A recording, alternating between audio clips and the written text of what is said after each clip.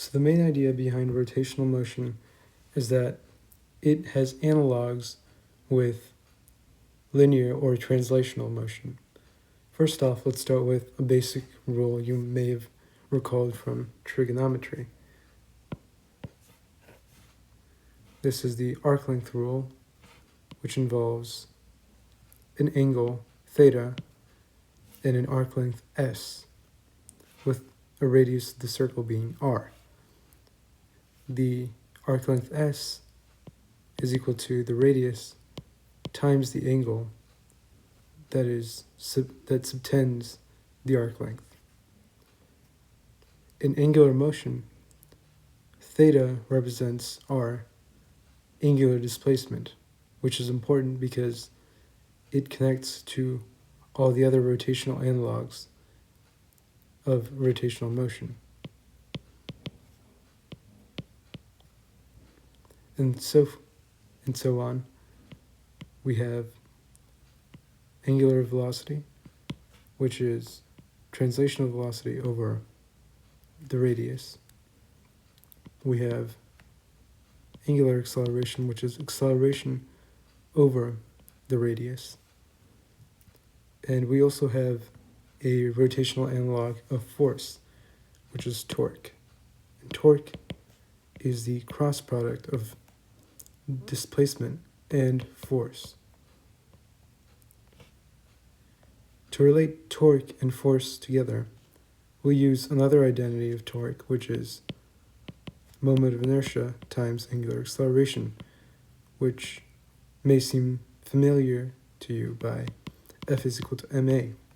Both of these come from Newton's second law. F is equal to ma is really just force is the time derivative of momentum.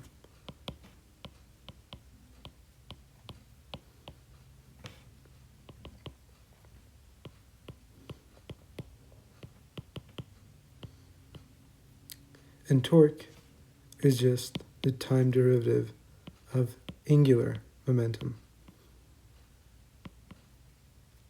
Angular momentum, just like linear momentum, is moment of inertia, just like mass, times angular velocity.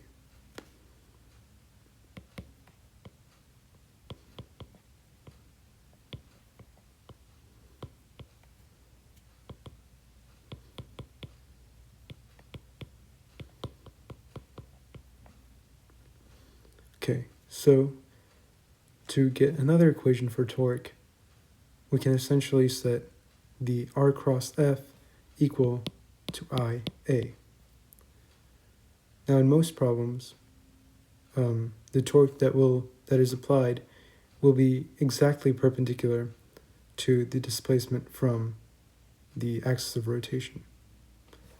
So, for example, a block hanging from the edge of this sphere will exert not only a force but a torque that is clockwise, going this way.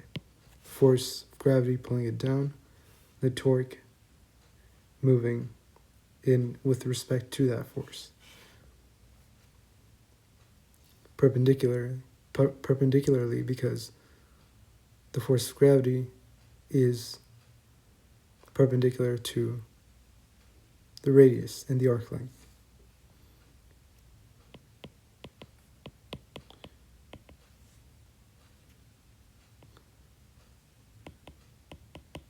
R cross F becomes R times MA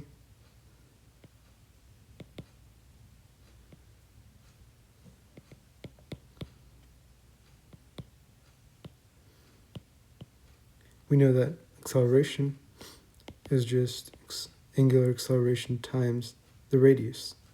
Therefore,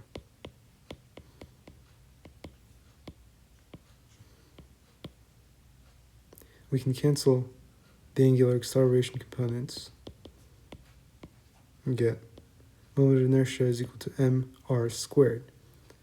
This applies to any point mass within a system. So for example, an object, a planet rotating around a star can be thought of as a point mass because planets are typically much smaller than the stars they orbit, so they can be taken as point masses. Their moment of inertia around the center of the star can be represented as I is equal to mr squared, where r is the radius and m is the mass of the object. Now, for different objects with different shapes, sizes, and axes of rotation, their moments of inertia will be different. The later videos will go on to derive and explain how to compute the different moments of inertia for different objects.